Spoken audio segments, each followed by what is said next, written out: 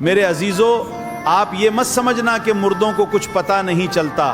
یہاں تک کہ حدیث میں آتا ہے کہ جب انسان کو دفن کر کے لوگ واپس لوٹتے ہیں تو وہ ان کے چلنے کی جوتیوں کی آواز تک سنتا ہے۔ جب چلنے کی آواز سنائی دیتی ہے تو اس کی تنہائی کیسی ہوگی۔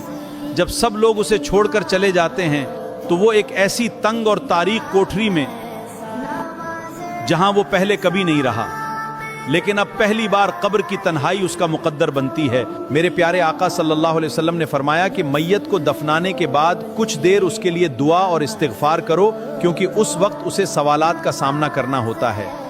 لیکن افسوس، آج اکثر لوگ جنازہ دفن کرتے ہی جلدی جلدی قبرستان سے نکل جاتے ہیں۔ بھائی، بیٹے، رشتہ دار، سب کو اپنی اپنی جلدی پڑی رہتی ہے، نکل آ جاتے ہیں۔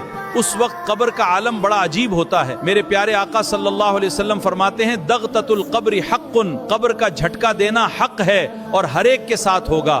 یہاں تک کہ صحابی رسول سعد بن معاذ رضی اللہ عنہ کے بارے میں بھی فرمایا کہ انہیں بھی قبر نے دبایا تھا۔ قبر سب کو دبائے گی، لیکن کچھ لوگوں کو ایسی دبائے گی کہ ان کی ہڈیاں اور پسلیاں ایک دوسرے میں سما جائیں گی، اور کچھ بندوں کو رحمت اور نرمی کے ساتھ دبائے گی۔ پھر وہی قبر اندھیری ہوگی، چاروں طرف تنہائی ہوگی، کوئی اپنا قریب نہیں ہوگا۔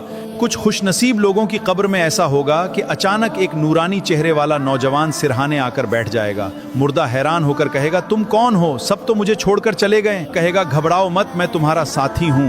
وہ چھوڑ کر چلے گئے تو کیا ہوا، ہم تمہارے ساتھ ہوں، تم بے فکر رہو۔ میں وہی قرآن ہوں جسے تم پڑھا کرتے تھے، میں وہی نماز ہوں جسے تم نے نیند اور آرام پر ترجیح دے کر ادا کیا تھا۔ اگر قبر کو روشن کرنا ہے تو آج سے قرآن سے محبت کرو، نماز کی پابندی اور اپنے ایمان کو مضبوطی سے پکڑ لو۔